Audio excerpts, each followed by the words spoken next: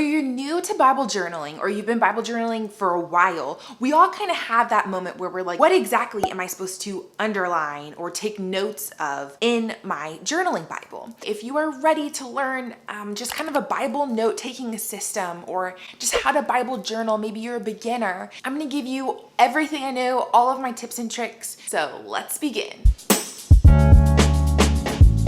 Today, I'm just sitting down for my normal quiet time. I'm doing a read through the Bible in a year program. So they have me read like a couple chapters in the Old Testament, a Psalm, and then a couple chapters in the New Testament. I'm just gonna sit down and do the Psalm with you guys. We're in Psalm 103. I don't have a lot of notes in that chapter yet. And I have a few resources here with me. I think resources are a really big key in this all because we can't really know everything there is to know on a passage. No one knows everything there is to know on a passage. So we're gonna wanna refer to resources. And I've made a lot of videos about resources.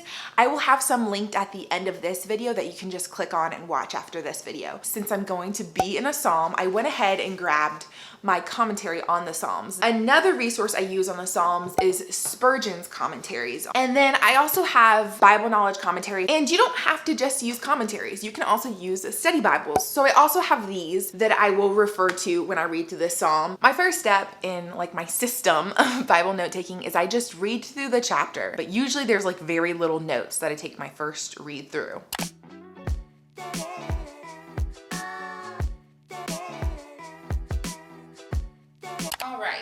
So as you can see, I just highlighted two verses. Verse 8, just because it stuck out to me and it was beautiful. The Lord is merciful and gracious, slow to anger and abounding in steadfast love. And then also verse 17, but the steadfast love of the Lord is from everlasting to everlasting on those who fear him. This little underline I had from another day. I don't even remember underlining that. So that's all I did on my initial read through.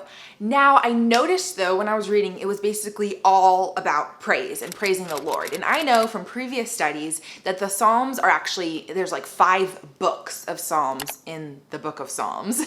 And so the fourth book, which is the book I'm currently reading through, is a book of praise. So I already kind of know that. But what I'm going to do is I'm going to open up this commentary. This commentary has a lot of information on the backgrounds of each Psalm and like its use and the breakdown of what kind of literature it is. So I'm going to read this commentary and figure out exactly kind of the structure of the Psalm and its use. All right, so like the first sentence already is giving me something that I might want to write down. It says, Psalm 103 is a wide-reaching hymn of praise that reaches out and touches most of the great theological issues of life. So I could write that down just like as a quote in the margins of my Bible. I don't think I'm going to do that because that was really vague.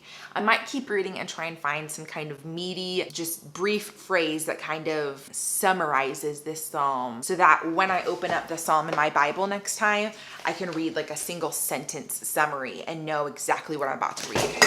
So that's what I usually try and do when I'm taking notes, and that way when I'm flipping back through, I have a quick little summary recap of like what it is. Okay, so here we go. So this commentary says that this is a psalm on the meditation of the Lord's character, which is like made known through his benefits. So that's a really easy way to kind of summarize the entire psalm in like a little beefy statement. I'm going to write that down in the margin next to the beginning of my psalm. So I've been using this paint splatter method a lot lately just because oftentimes my notes look really messy, and this little method just kind of keeps it all looking concise. So basically I wrote praise psalm that is a meditation on the character of the Lord made known through his benefits, and then I just kind of colored it in and drew that little paint splatter around it to make it look a little bit neater. My aim now is to get an understanding of the structure of the psalm because that can add a lot of depth to my understanding of what it's saying about God. For example, yesterday's Psalm 102, it told me that there was an intro, then there's an entire section of complaint from verses 3 to 11. So I wrote that down. And then it told me that there were, I don't know if you guys can read that, there's 2 sections of confidence in the Lord, which is super interesting because that's the bulk of the Psalm. Can you see? I highlighted it in this green color. All of this is confidence in the Lord. In fact, it ends in confidence with the Lord. And then there's just a small section of petition, even though it's a prayer for help. So do you see how understanding that outline of the psalm can really give better context for the message of the psalm. That's what I kind of want to do today, is look at the structure of the psalm to see if it gives me a better understanding of what it looks like to praise the Lord in Psalm 103. Okay, so right off the bat, the first thing that this commentary says that I totally missed when I was reading through this psalm is that it opens up with "Bless the Lord, O my soul," and then it ends with those same exact words. So what I did was I highlighted those two phrases, and then I'm going to take note of that in the margins. So the reason why I am highlighting it and writing down is because I can have it highlighted all day long, but it's separated by a page flip, and I may not notice this next time around because after all, I didn't notice it this time. So I highlighted it, and then I'm also going to like draw an arrow and write it down somewhere.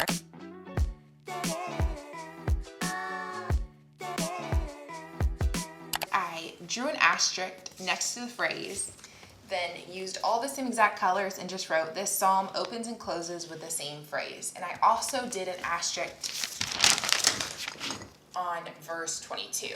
As I continue reading through this commentary, it explains that this psalm is a lot about the Lord's hesed, which is his like merciful love and kindness to his people. And so it actually breaks down the psalm on how it evaluates the Lord's hesed. I'm just gonna record these down in my Bible to give me a greater understanding of how this psalm breaks down the praise of God and his merciful kindness. But I'm also gonna wanna take note of this word hesed and what it means. So now I have the decision of, do I draw another arrow over here and take notes over here on Psalm 103? Or do I add a flap, like maybe this flap? Do I add something like this on Psalm 103? And I think I'm just gonna add a flap, that way all of my notes are right here next to this particular psalm. So I'm gonna go to the back of my Bible, grab some extra scrapbook paper that I have back here, cut it to a general size that I want. I'm gonna write down all that information about the hesed and how it talks about the Lord's merciful kindness.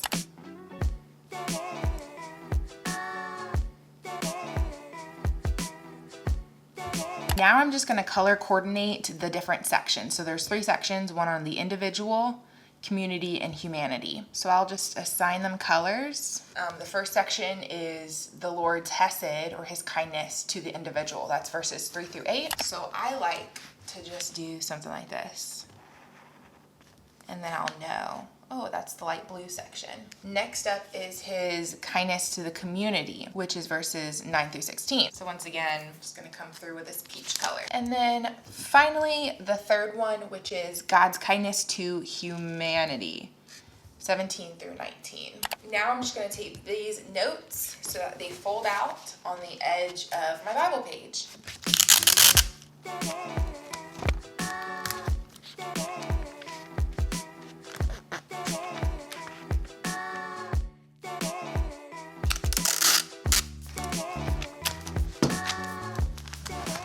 I will use these stickers from my sticker club. I want a little bit more writing space. This blue is a little bit too dark to write on top of, so using this little pink sticker will give me some more writing space, and it's just cute.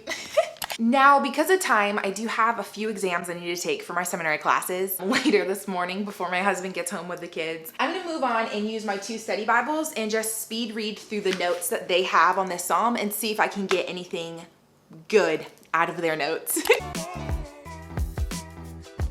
All right, I don't really have any information that I want to add from the Cultural Background Study Bible, but I'm going to check out my Reformation Study Bible and see if there's any notes I want to add from this study Bible.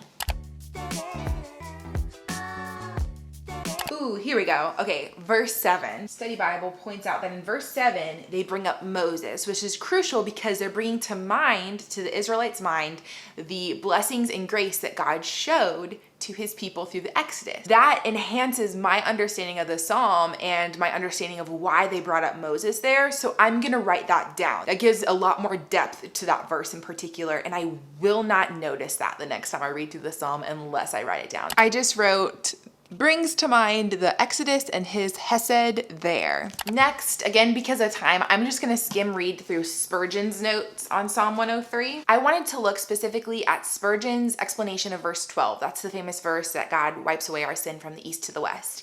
And Spurgeon says this, "What a load to move and yet it is removed so far that the distance is incalculable. I'm going to quote him there and write that in the margins of Psalm 103. Now I'm going to dive into the Bible Knowledge Commentary and see what they have to say on Psalm 103. This commentary opens up with like a little bit of a summary on the psalm and what it is. And I love their summary, so I'm going to write it down in my Bible. It says, David found hope in his people's covenant relationship with the Lord. I want to also find hope in my covenant relationship with the Lord, with the church's covenant relationship with the Lord. That's something that's going to add depth and application to this psalm. So I'm going to write it down here on this little pink sticker so that I see it first off before I start reading the psalm and I already know the application. All right, now this is where I'm going to stop, but y'all know I have plenty of more notes that I could have read in my commentaries and gotten a lot more richness from it. I could have gone verse by verse, and I haven't even done that yet. Time's just gonna fail me, and I'm already gonna have like 2 hours of footage to work through. But if you guys wanna see more about the resources that I use for my Bible studies and why I use them, check out this video that I mentioned earlier. Or if you want more Bible journaling ideas, like that little flap that I added into my psalm, check out this video. And I will see you guys in these videos right here. Thanks for watching. Bye guys.